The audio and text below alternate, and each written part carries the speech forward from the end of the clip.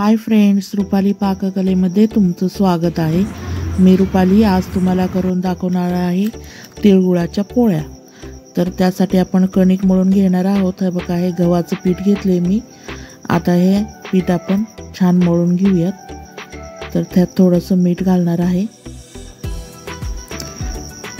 आणि पाणी घालून थोडं थोडं असं छान मळून घ्यायचं पीठ व्यवस्थित।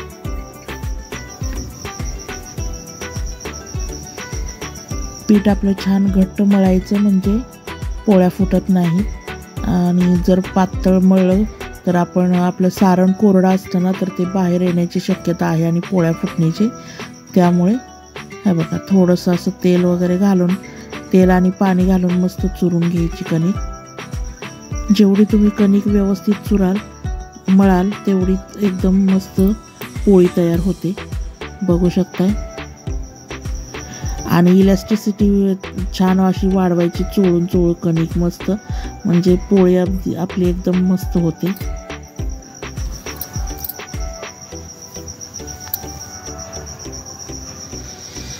कणिक मळून झाली। आता आपण मस्त तेल लावून घेऊयात या कणकेला आणि अर्धा ते 1 तास मस्त भिजवून घेऊयात कणिक।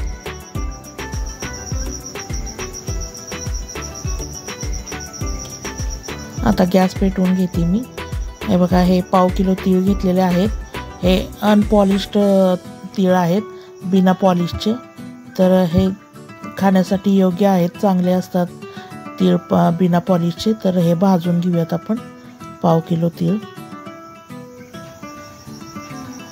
तीळ मस्त भाजून घ्यायचे खरपूस।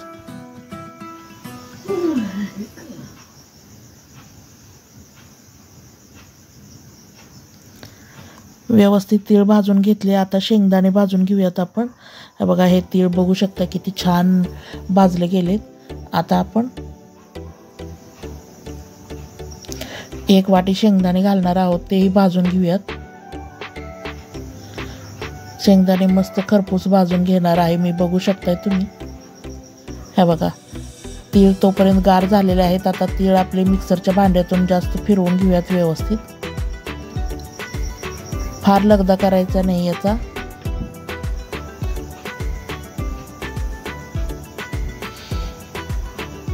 तीळ आपले काढून झालेले आहेत मिक्सरच्या भांड्यातून फिरवून। आता आपण शेंगदाणे फिरवून घेणार आहोत। शेंगदाण्याची साली काढून घेतलेले आहेत थोड्याशा, आणि बघू शकताय मस्त शेंगदाणे ही बारीक करून घेऊयात।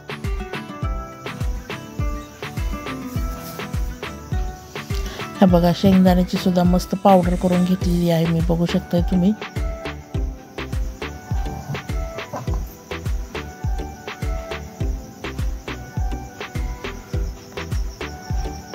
आणि पाव किलो तीळ घेतले तर पाव किलोच गूळ पण घ्यायचा। आणि या गुळामध्ये आता हे शेंगदाणा आणि तिळाचं कूट आपण घालून घेणार आहोत, बघू शकताय तुम्ही।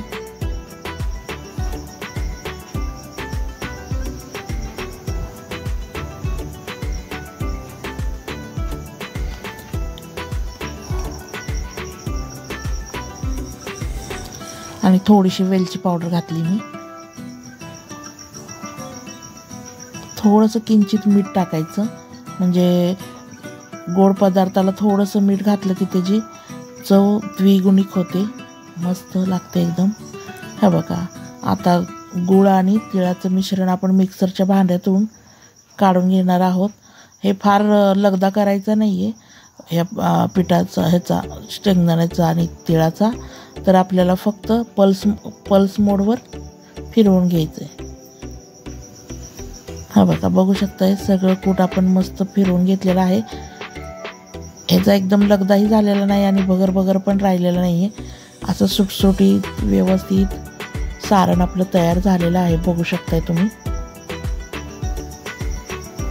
आता कणिक सुद्धा मस्त भिजलेली आहे आपली, बघा, बघू शकता किती छान झाली कणिक। आता आपण पोळी लाटून घेणार आहोत। पोळीसाठी तुम्ही जेवढी मोठी पोळी बनवता त्या हिशोबाने तुम्ही उंडा करू शकता।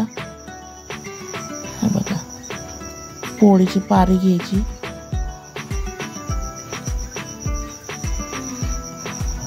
बघू शकता। पिठामध्ये गुळवून व्यवस्थित असा उंडा त्याचा तयार करून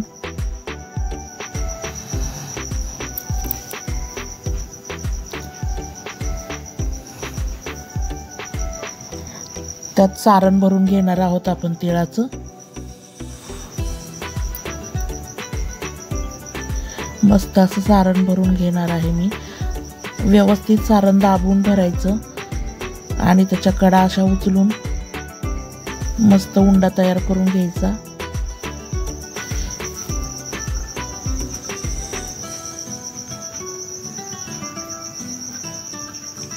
हे बघा, वरचं टोक असं झाकून दाबून घ्यायचं व्यवस्थित, म्हणजे पोळी आपली फुटणार नाही। आणि हलक्या हाताने एकदम मस्त लाटून घ्यायची, फार प्रेस करायचं नाही जोरात। बघू शकताय।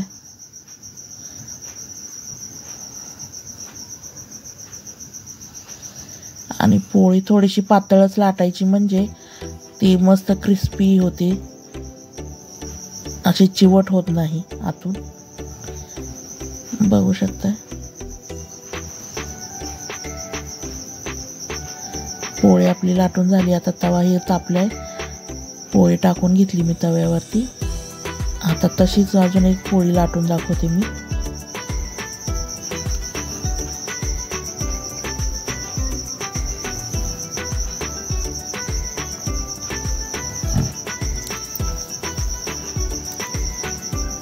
व्यवस्थित उंडा भरून घ्यायचा।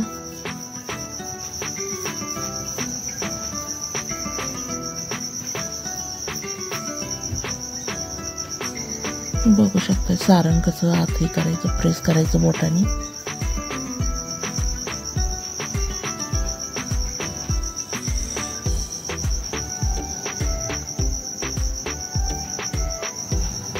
व्यवस्थित उंडा करून हा बघा पोळी पलटून घेऊयात आणि ही पोळी भाजेपर्यंत दुसरी पोळी लाटून घेते मी।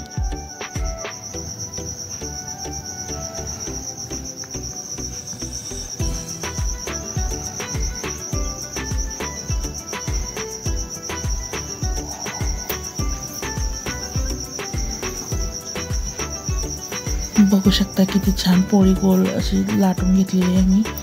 आता ही पोळी पलटून घेऊयात आणि या पोळीला थोडंसं तूप लावून घेणार आहोत आपण आता।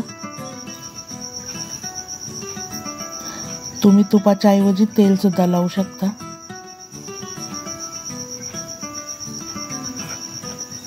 पोळी आपली छान फुगत आहे, बघू शकताय।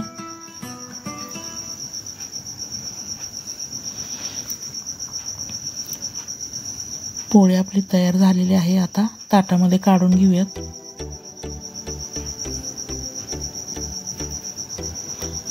तर कशी वाटली तिळगुळाची पोळी मला नक्की कमेंट करून सांगा। माझ्या व्हिडिओला लाईक करा, शेअर करा, माझ्या चॅनलला सबस्क्राईब करा। रुपाली पाक केलेलं आहे। थँक्यू।